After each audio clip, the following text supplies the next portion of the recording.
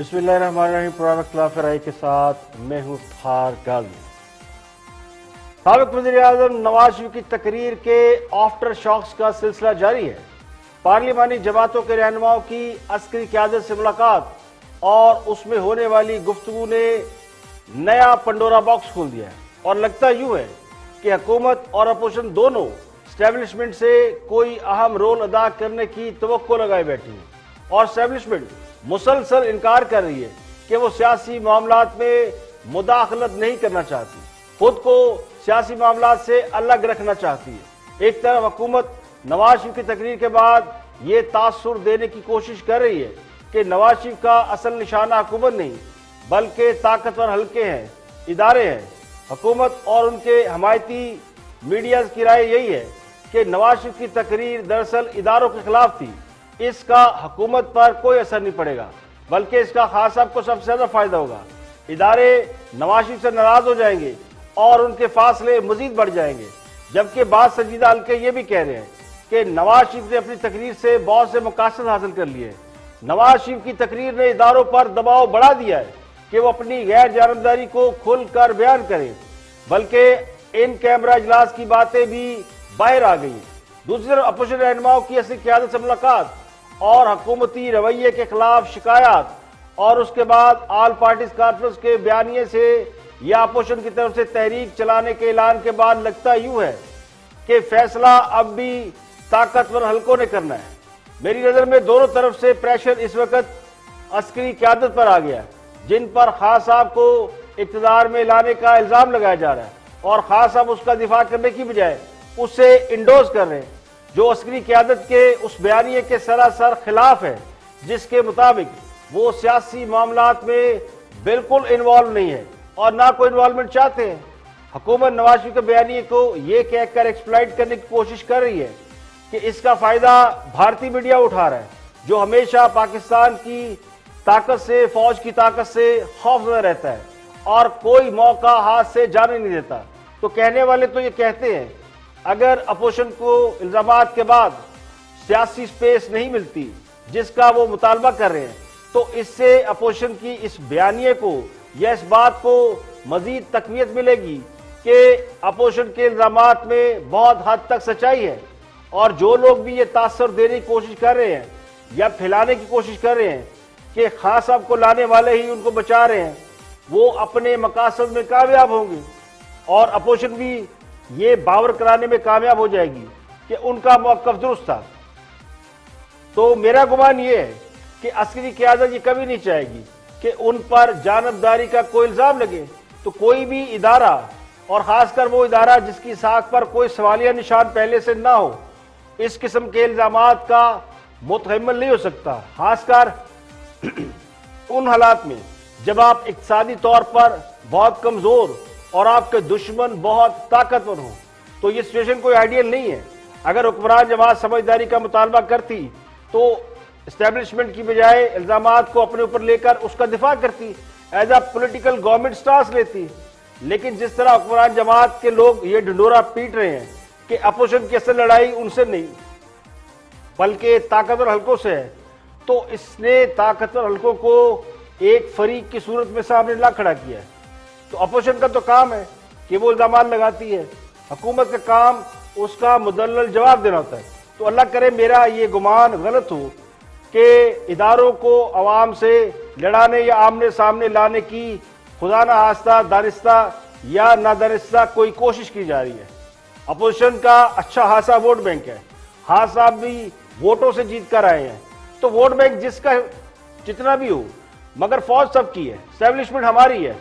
लेकिन अगर दोनों तरफ की सियासी क़यादत ही हालात का रुख एस्टेब्लिशमेंट की तरफ मोड़ देंगे तो इससे मामला मजीद खराब होंगे।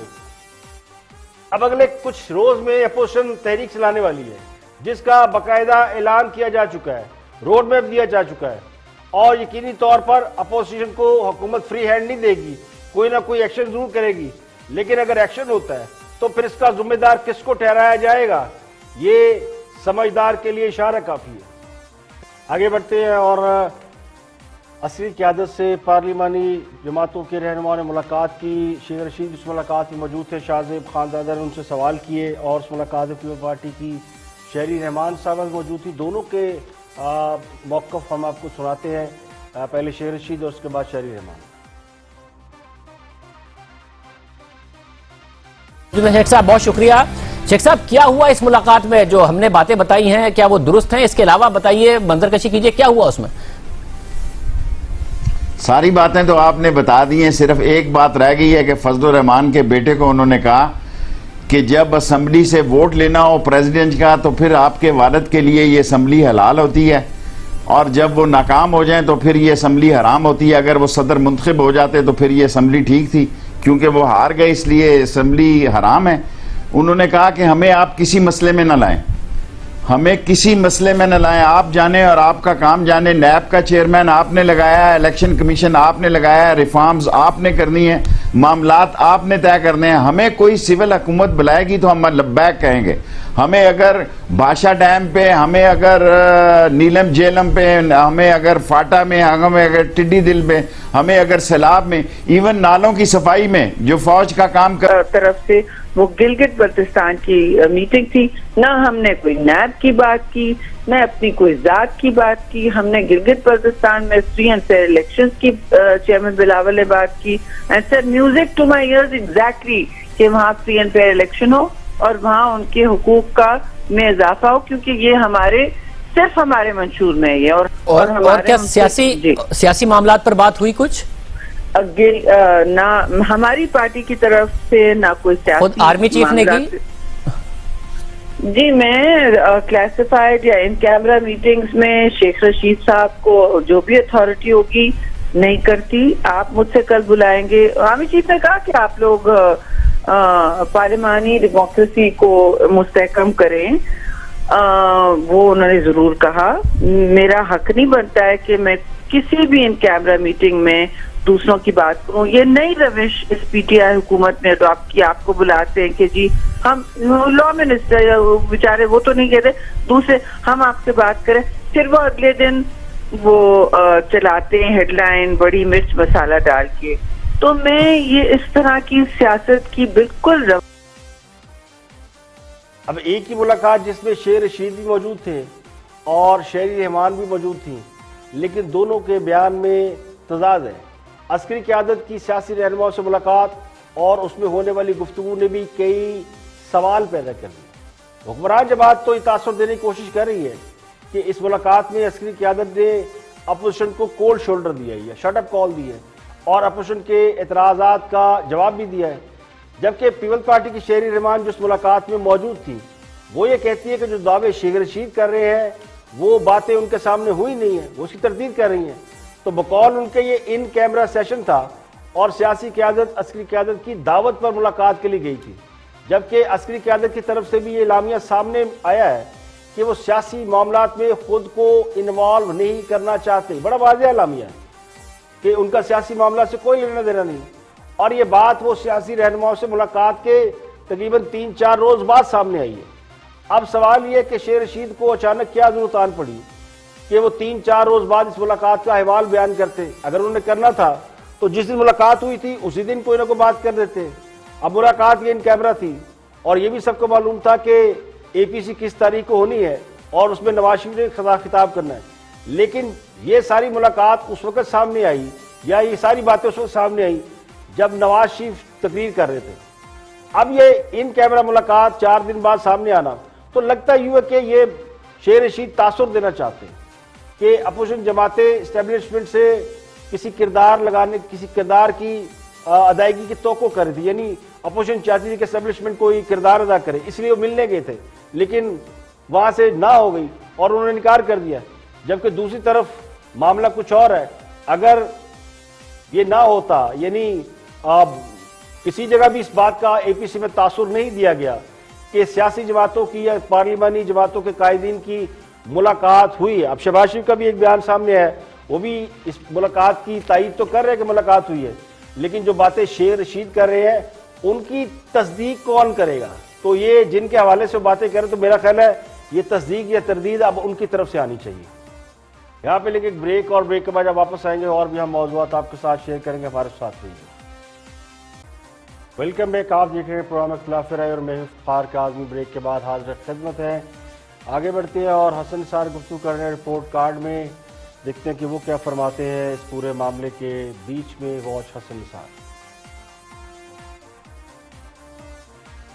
یہ کیا لفظ ہے یہ؟ ذوالفقار علی بھٹو، پھر بے نظیر بھٹو، پھر آدھا بھٹو، بلاول بھٹو زرداری، ادھر نواز شریف، تھرو آؤٹ سگا چھوٹا بھائی. وہ یہ ملک ہے راجواڑا ہے، آگے ان کی صاحبزادی. یہ ڈیموکریٹک کس کو بیوقوف بنا رہے ہیں؟ کچھ بھی نہیں. یہ ڈیسپریشن ہے، فرسٹریشن ہے، اور یہ تباہ کن بھی ہو سکتی ہے.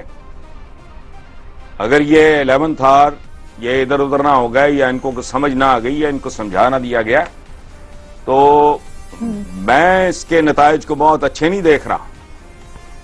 یہ بات یہ نہیں ہے کہ وہ کامیاب ہو جائیں گے یا ناکام ہو جائیں گے. ملک سرخرو ہوتا ہے نہیں ہوتا، ملک کامیاب ہوتا ہے نہیں ہوتا. میری understanding as a humble student of economics, میں نے ماسٹر کیا، میرا سبجیکٹ ہے، میں نے پریکٹس نہیں کیا، مجھے فہم ہے اس کا، تھوڑا بہت جانتا ہوں. یہ جس ڈائریکشن میں معاملات جا رہے ہیں، یہ ڈیفینیٹلی یہ جتنے بھی جاہل ہوں ان کو سمجھ آ گئی ہے.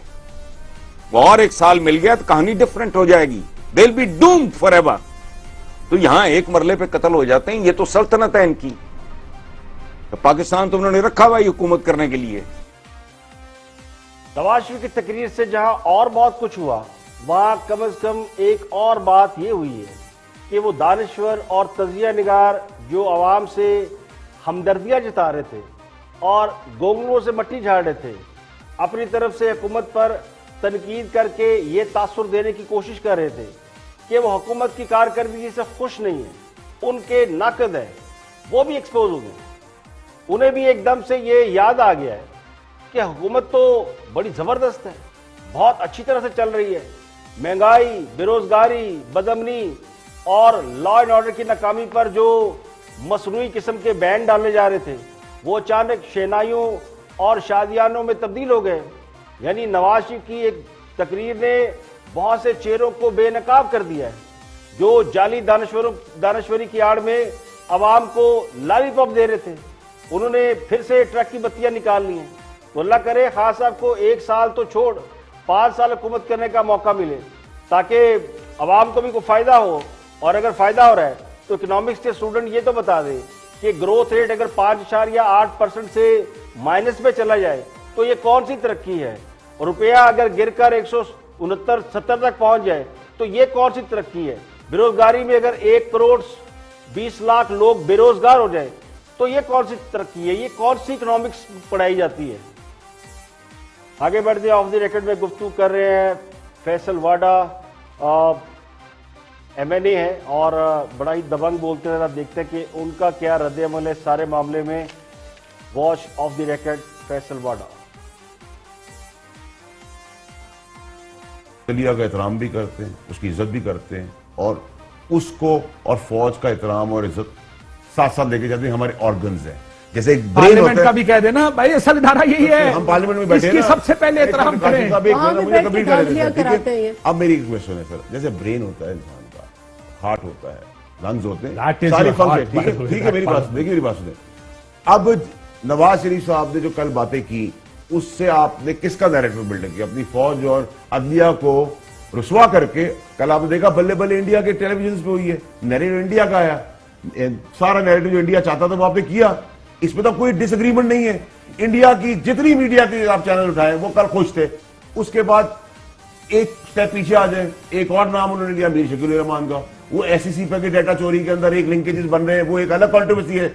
تیسری چیز سنیں سر، آپ نے جب یہ سب کچھ کیا، اور کیا مسئلہ ہے فوج کے ساتھ؟ آپ نواز شریف کا پرابلم کیا ہے؟ ایک جو قربانیاں دے رہے ہیں، جو محافظ ہمارے، ان کا کمپلیکس تکلیف یہ ہے کہ وہ ان کی چوری پہ فوج کو پتہ ہی چور ہے، یہ پتہ ہے فوج کو، یہ پتہ ہے. برقع دت کی جو کتاب ہے برقع دت کی، اس میں وہ لکھتی ہے خفیہ طور پر نواز شریف انڈین سے جا کے ملتا ہے.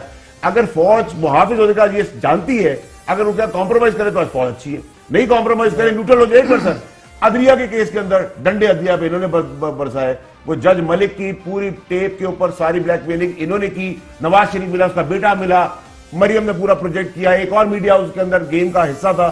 یہ ججز کے اوپر, فوج کے اوپر, نیب کے چیئرمین کو بلیک میل کرنا, اس کے ناخن کاٹنے کی باتیں, یہ سب کچھ ملک دشمنی نہیں.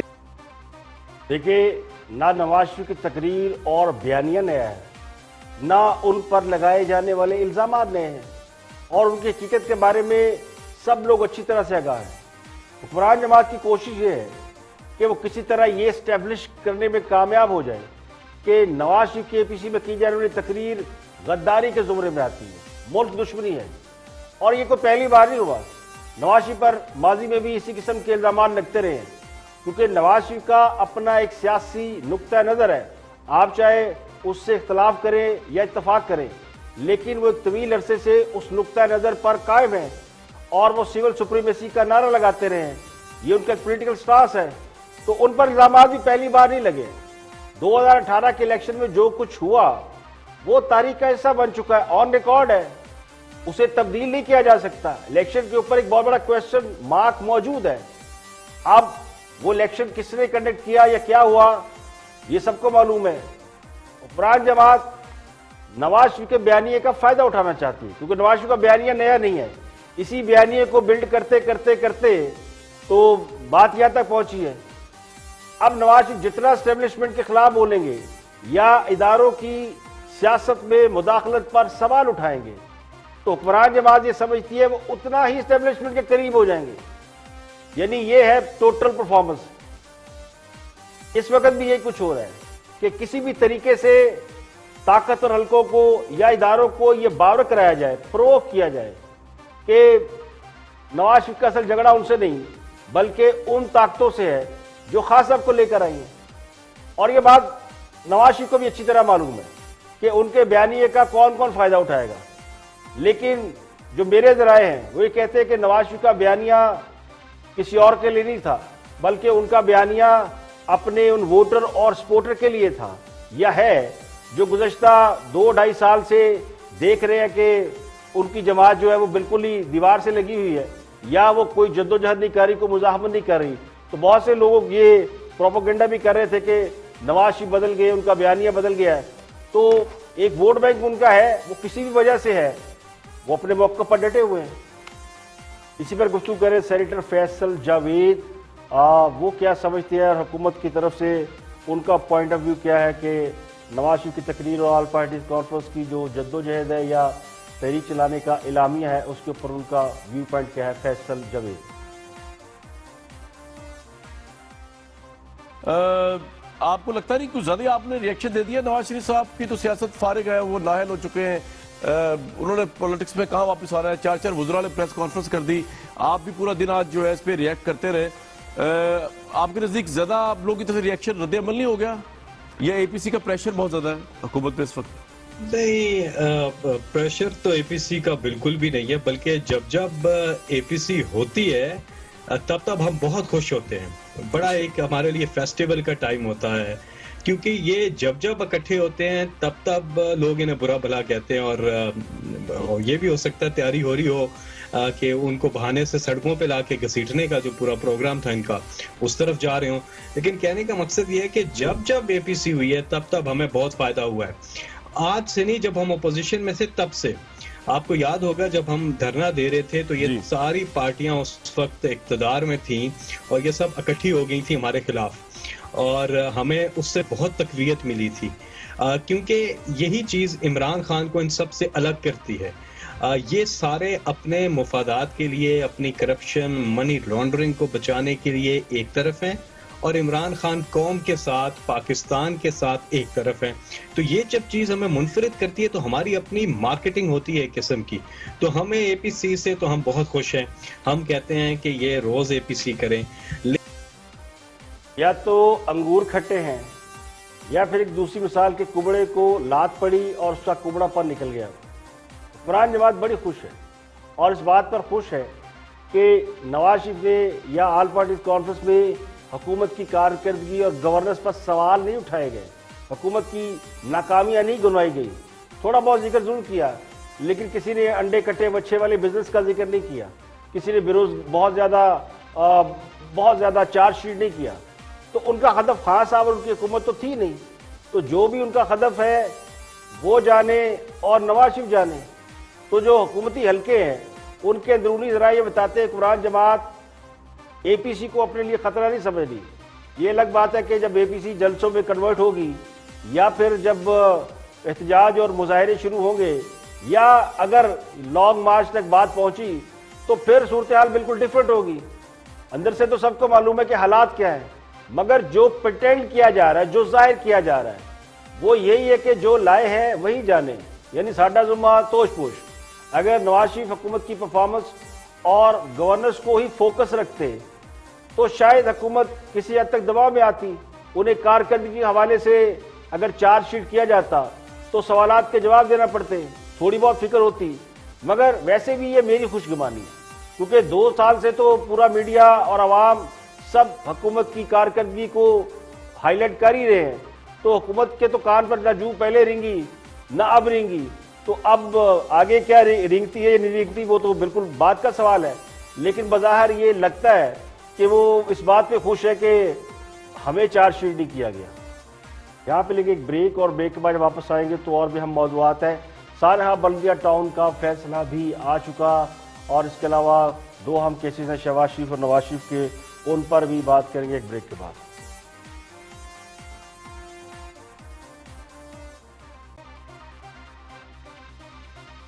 ویلکم بیک, آپ دیکھ رہے ہیں پروگرام اختلاف رائے اور میں افتخار کاظمی. سانحہ بلدیہ ٹاؤن فیکٹری کیس کا فیصلہ عدالت نے سنا دیا ہے. رحمان بھولا اور زبیر چریا کو عدالت نے سزائے موت کا حکم دے دیا. 2012 میں یعنی آج سے 8 سال پہلے ملک کی تاریخ کے سب سے بڑے صنعتی سانحے کا آج فیصلہ سنا دیا گیا. ستمبر 2012 میں کراچی کی بلدیہ ٹاؤن میں ایک فیکٹری کو کیمیکل ڈال کر آگ لگا دی گئی تھی, اور آگ لگانے کی وجہ بھتہ نہ دینا تھا. اس واقعے میں 250 سے زائد افراد زندہ جل کر اپنی جان سے چلے گئے, درجنوں لوگ زخمی ہوئے اور آج تک درجنوں لوگ معذور ہیں. سینٹرل جیل جوڈیشل کمپلیکس میں مقدمے کی سماعت کرنے والے انسداد دہشت گردی کی عدالت نمبر 7 کے جج نے مقدمے کو منطقی انجام تک پہنچاتے ہوئے چند روز قبل اس کا فیصلہ محفوظ کیا تھا, جو آج سنا دیا گیا. اس کیس کا فیصلہ شواہد کی ریکارڈنگ, پروسیکیوشن کے گواہوں کے بیانات, ملزمان کے بیانات, اسپیشل پبلک پروسیکیوٹر کے حتمی دلائل اور ملزمان کے وکلاء کے دلائل مکمل ہونے پر سنایا گیا. عدالت نے اپنے مختصر حکم نامے میں ایم کیو ایم کے رہنما رؤف صدیقی, عبدالستار خان, علی حسن قادری, اقبال عریف خانم, ان 4 کو عدم شواہد کی بنیاد پر بری کر دیا, جبکہ 2 مرکزی ملزمان عبد الرحمان اور بھولا اور زبیر چریا کو سزائے موت کا حکم سنا دیا. اس کے علاوہ اقتصاد دہشت گردی عدالت نے جرم میں سہولت کاری کرنے پر 4 چوکیداروں کو بھی سزائے موت کا حکم دیا. اس سے قبل 17 ستمبر کو اس کیس کا فیصلہ سنائے جانے کا امکان تھا, تاہم اسٹیٹ پروسیکیوٹر یعنی سرکاری وکیل نے متاثرین سے متعلق اضافی دستاویزات پیش کی تھی. اس کے بعد معاملے کو 22 سپٹمبر تک کے لیے یعنی آج تک کے لیے ملتوی کر دیا گیا تھا. یہ مقدمہ 8 سال چلا. اس مقدمے میں متحدہ قومی موومنٹ کے اس وقت کے صوبائی وزیر صنعت رؤف صدیقی ان سمیت 10 ملزمان پر فرد جرم عائد کی گئی تھی, جس میں ایم کیو ایم بلدیہ ٹاؤن کے سیکٹر انچارج عبد الرحمان بھولا, زبیر چریا, حیدرآباد کی کاروباری شخصیات عبدالستار خان, عمر حسن قادری, اقبال عریف خانم اور فیکٹری کے 4 چوکیداروں شاہ رخ, فضل احمد, ارشد محمود اور علی محمد کے نام شامل تھے. ان سب پر یہ الزام یہ تھا کہ انہوں نے اس وقت ایم کیو ایم کراچی کی تنظیمی کمیٹی کے سربراہ حماد صدیقی کی ہدایت پر فیکٹری کے مالک کی جانب سے 25 کروڑ روپے کا بھتہ نہ دینے پر فیکٹری کو آگ لگا دی. جب فیکٹری کو آگ لگائی گئی تو اس وقت فیکٹری میں مزدور کام کر رہے تھے, جن کی تعداد سینکڑوں میں تھی. حماد صدیقی اور کاروباری شخصیت علی حسن قادری کو اس واقعے میں اشتہاری قرار دیا گیا کیونکہ یہ دونوں بیرون ملک فرار ہو گئے تھے. فیکٹری کو آگ لگی تو تقریباً 250 لوگ فیکٹری میں زندہ جل کر ہلاک ہو گئے. فیکٹری سے باہر جانے کے راستے نہیں تھے, ایک ہی دروازہ تھا جس میں آگ لگی تھی, اور یہ کپڑے کی فیکٹری تھی جس میں آگ اتنی تیزی سے بھڑکی کہ لوگوں کو اپنی جان بچانے کا موقع نہیں ملا. اس کیس میں پروسیکیوشن نے فرانسک, بیلسٹک اور کیمیکل تجزیاتی رپورٹس اور ملزمان کے خلاف تقریباً 400 افراد کی گواہی دی, اور 400 افراد نے اس معاملے میں گواہی دی. ملزمان ظاہر ہے وہ تمام الزامات کو ریجیکٹ کرتے ہیں، لیکن اس کیس پر نظر ڈالیں تو ملزمان کے خلاف جو ابتدائی طور پر چارج شیٹ کی گئی تھی اس میں مبینہ غفلت پر فیکٹری مالک عبدالعزیز بیلا، ان کے 2 بیٹوں ارشد بیلا، شاہد بیلا، 1 GM اور 4 چوکیداروں کو نامزد کیا گیا تھا. لیکن فروری 2015 میں کیس سے نیا موڑ لیا اور رینجر نے سندھ ہائی کورٹ میں JIT رپورٹ جمع کرائی جس نے یہ انکشاف کیا تھا کہ اس فیکٹری کو 25 کروڑ روپے کا بھتہ نہ دینے پر آگ لگائی گئی. اس پر JIT کی بنیاد پر دوبارہ تحقیقات کا حکم دیا اور 2016 میں پولیس نے ٹرائل کورٹ کو بتایا کہ فیکٹری میں منظم منصوبہ بندی کے تحت آگ لگائی گئی. یہ دہشت گردی کا واقعہ تھا جو MKM جو پولیٹیکل جماعت تھی ان پر ایک بہت بڑی چارج شیٹ تھا. تو آج اس کا فیصلہ سنا دیا گیا جس میں 2 ملزمان کو سزا دی گئی ہے، لیکن اس میں باقی 4 افراد کو بری کر دیا گیا جن میں MKM کے رہنما رؤف صدیقی بھی شامل ہیں. دسمبر 2016 میں عبدالرحمان اور بھولا کو انٹرپول کے ذریعے بینکاک سے گرفتار کیا گیا جس نے جوڈیشل مجسٹریٹ کے سامنے اعتراف جرم کیا اور اپریل 2017 میں پولیس کو بھولا کے خلاف ضمنی چارج شیٹ فائل کرنے کا موقع مل گیا. اس ضمنی چارج شیٹ میں عبدالرحمان نے جو اعترافی بیان دیا تھا اس کے مطابق زبیر چریا اور دیگر کو حماد صدیقی نے فیکٹری میں آگ لگانے کی ہدایت کی تھی کیونکہ فیکٹری مالکان بھتے کی رقم یا شراکت داری کرنے سے انکار کر رہے تھے. انہوں نے الزام عائد کیا کہ واقعے کے بعد اس وقت کے متحدہ قومی موومنٹ یعنی MKM کے صوبائی وزیر رؤف صدیقی نے مبینہ طور پر فیکٹری کے مالکان کے خلاف مقدمہ درج کرایا تھا اور بعد میں انہیں پتہ چلا کہ رؤف صدیقی اور حماد صدیقی کو مقدمہ ختم کرنے کے لیے فیکٹری مالکان سے 4 سے 5 کروڑ روپے کی رقم ملی تھی، لیکن پولیس نے اپنی رپورٹ میں رؤف صدیقی کو معصوم قرار دیا. ستمبر 2019 میں سانحہ بلدیہ ٹول فیکٹری کے مالک ارشد بھیلا نے یہ انکشاف کیا کہ متحدہ قومی موومنٹ کی جانب سے انہیں یا ان کے لوگوں کی جانب سے انہیں کروڑوں روپے بھتہ دینے کا کہا گیا تھا. رحمان بولا نے حماد صدیقی کی ماں پر 25 کروڑ روپے بھتہ اور فیکٹری میں حصہ مانگا تھا. انکار پر 12 ستمبر 2012 کو اس فیکٹری کو آگ لگا دی گئی اور مقدمہ MKM اور رؤف صدیقی کے دباؤ پر فیکٹری مالکان کے خلاف درج کیا گیا اور 24 گھنٹوں میں ان کے نام ECL میں ڈال دیے گئے. تو بعد میں جب پوری انویسٹیگیشن ہوئی تو بہت سی چیزیں تبدیل ہو گئیں اور یہ معاملہ MKM کے اوپر پوری طرح ثابت ہو گیا اور MKM کے سابق سیکٹری انچارج اور جنہوں نے آگ لگائی ان دونوں کو سزائے موت کا حکم آج عدالت نے سنا دیا ہے.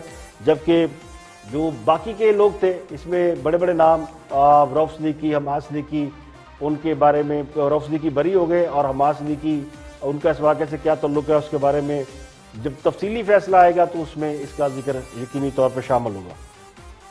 آگے بڑھتے ہوئے کچھ دوستوں کی بات کرتے ہیں. ہمارے دوست گفتگو کر رہے ہیں رپورٹر میں، دیکھتے ہیں کہ وہ کیا فرماتے ہیں. واچ دی رپورٹرز. دور کے ڈول سہانے اور باقی انہوں کا پینڈا کھوٹا کر دیتا ہے میاں محمد نواز شریف صاحب نے لندن تو اپنی وہ مطلب وہ محاورہ ہے اتنے میں نہیں یوز کرنا چاہتا وہ کفن فاڑنے والا ہے بڑی مہربانی لیکن انہوں رہن دیو. ہاں تو یعنی ان کو جب اگر نہیں بول رہے تھے تو اس کو شاید ان کا بھرم قائم تھا. وہ تو وہیں سے شروع ہوئے ہیں جدھر سے اجیت دوال، جدھر سے مودی، جدھر سے واجپئی، جدھر سے وہ پوری لائن ہے پاکستان دشمنوں کی. تو اس سے یعنی پاکستان کے اندر میں حتمی طور پر آپ کو بتا رہا ہوں کہ اس کل کی تقریر نے اپوزیشن اور APC کا تو کیا انہوں نے حکومت کے لیے کیا خطرات پیدا کرنے. پہلا تو نواز شریف نے 100% جیسے صابر شاکر نے بھی کل ایک تبصرے میں کہا کہ ان کی بھی اب سوچ جو ہے سیاسی کافی میچورٹی اختیار کر چکی ہے. بہت شکریہ. انہوں نے جو کہا میں اسی کو ریپیٹ کرتا ہوں اپنے لفظوں میں کہ یہ انہوں نے Imran Khan the prime minister, وزیر اعظم اور PTI گورنمنٹ کی 100% مدد کی ہے نواز شریف نے کل کی تقریر. تو عقدہ یہ کھلا کہ اگر نواز شریف تقریر نہ کرتے تو خان صاحب کی حکومت کو سہارا نہ ملتا، جس کا مطلب یہ ہے کہ چونکہ نواز شریف کی تقریر اداروں کے حوالے سے ہے تو لوگ حکومت کی پرفارمنس اور کارکردگی کو بھول جائیں گے.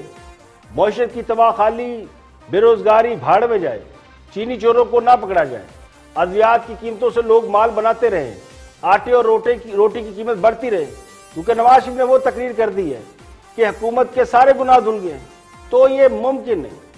نواز شریف کی تقریر اپنی جگہ، آل پارٹیز کانفرنس اور اپوزیشن کی سرگرمیاں اپنی جگہ، لیکن حقائق اپنی جگہ، اور حقیقت یہی ہے کہ حکومت کی 2 سالہ کارکردگی پر بہت بڑا سوالیہ نشان ہے، اور بہت سے لوگ تو اسے 0/0 قرار دیتے ہیں۔ وقتی طور پر حکمران جماعت نواز شریف کے بیانیے کی آڑ لے رہی ہے، لیکن جلد یا بدیر ایک بار پھر حقائق کا سامنا کرنا پڑے گا۔ تو میرے نزدیک یہ بیان بازی اور رنگ بازی سے حقائق نہیں بدلے جا سکتے۔ جب تک حکومت اپنی کارکردگی بہتر نہیں کرے گی، پرفارمنس اور گورننس میں بہتری نہیں دکھائے گی، عوام کا اعتماد حاصل نہیں کر سکتی۔ اور قائد حزب اختلاف شہباز شریف کی منی لانڈرنگ کیس میں 24 دسمبر تک عدالت نے عبوری ضمانت منظور کر لی ہے، جبکہ سابق وزیر نواز شریف کے حوالے سے آج عدالت کو بتایا گیا ہے کہ ان کے وارنٹ گرفتاری کی جو تعمیل ہے وہ لندن میں کرا دی گئی ہے۔ ان کے جو وارنٹ گرفتاری ہیں ان کو حسن نواز نے جو ہے وہ وصول کیا ہے۔ اس کے علاوہ اسلام آباد ہائی کورٹ میں العزیزیہ اسٹیل مل اور ایون فیلڈ ریفرنس میں نواز شریف کی سزا کے خلاف اپیلوں پر سماعت ہوئی۔ Additional attorney general Tariq Khokhar نے عدالت کو بتایا کہ عدالت نے نواز شریف کے ناقابل ضمانت وارنٹ گرفتاری جاری کیے تھے، اور دفتر خارجہ نے پاکستانی ہائی کمیشن کے ذریعے ان وارنٹ کی تعمیل کروا دی ہے۔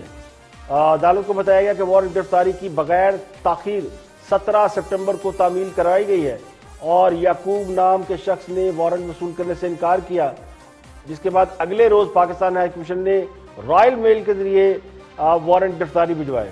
تو وکیل طارق کھوکھر نے عدالت کو بتایا کہ پاکستانی ہائی کمیشن لندن کے کونسلر راؤ عبدالحنان وہ خود نواز شریف کی رہائش گاہ پر گئے تھے۔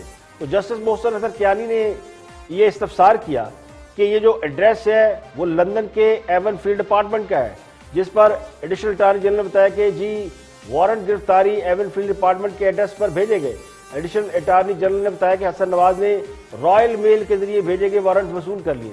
نواز شریف کے وکیل خواجہ حارث دوران سماعت پیش نہ ہوئے تو ان کے معاون وکیل پیش ہوئے، جنہوں نے عدالت کو یہ بتایا کہ نواز شریف کے وارنٹ جاری ہو گئے ہیں تو پیروی کا اختیار ختم ہو گیا، اس لیے خواجہ صاحب آئے نہیں، جس پر عدالت نے کہا کہ ہم نے اپنے آرڈر میں خواجہ صاحب کو پیش ہونے سے نہیں روکا۔ جسٹس محسن حسن کیانی نے کہا کہ کیا خواجہ حارث اپنی مرضی سے پیش نہیں ہونا چاہ رہے؟ تو معاون وکیل نے عدالت کو بتایا کہ میری اطلاع کے مطابق نواز شریف اسلام آباد ہائی کورٹ کے 15 سپٹمبر کے حکم سے آگاہ ہے۔ ایڈیشنل اٹارنی جنرل اگر عدالت حکم دے گی تو نواز شریف کی حوالگی کے حوالے سے کارروائی کریں گے، جس پر اسلام آباد ہائی کورٹ نے کہا کہ نواز شریف سزا یافتہ ہے، عدالت میں حاضری آپ نے یقینی بنانی ہے۔ جسٹس محسن کیانی نے ریمارکس دیا کہ وفاقی حکومت نے سزا یافتہ مجرم کو بیرون ملک جانے کی اجازت دی، جبکہ جسٹس عامر فاروق نے کہا کہ نواز شریف کا نام ECL میں شامل بھی حکومت نے کیا اور پھر نکالا بھی حکومت نے۔ جسٹس عامر فاروق نے ریمارکس دیا کہ حکومت کو کم از کم عدالت کو بتانا چاہیے تھا، آگاہ کرنا چاہیے تھا۔ اب ہم نے اپیل کا فیصلہ کرنا ہے اور ہم انتظار میں بیٹھے ہیں، حاضری کے انتظار میں بیٹھے ہیں۔ تو انہوں نے کہا انکوائری شروع ہونے پر ملزمان کے نام ECL میں شامل کرا دیے جاتے ہیں۔ یہاں ایک سزا یافتہ کو بیرون ملک بھجوانے سے قبل اجازت تو درکنار عدالت کو بتایا تک نہیں گیا، تو ہم سزا یافتہ مجرم کی حوالگی کا آرڈر پاس نہیں کریں گے۔ آپ نے جانے کی اجازت دی ہے تو آپ ہی واپسی کے لیے اقدامات بھی کریں۔ تو ایڈیشنل اٹارنی جنرل نے عدالت کو بتایا کہ نواز شریف کے وارنٹ کامن ویلتھ آفس کو بھیج دیے گئے ہیں، وارنٹ کاؤنٹی عدالت کے ذریعے بھی وصول کرائے جائیں گے۔ آج کے لیے اتنا ہی، کل پھر حاضر ہوں گے مزید خبروں، تبصروں، تجزیوں کے ساتھ۔ پروگرام اختلاف رائے سے افتخار کاظمی کو اجازت دیں، اپنا بہت بہت خیال رکھیں۔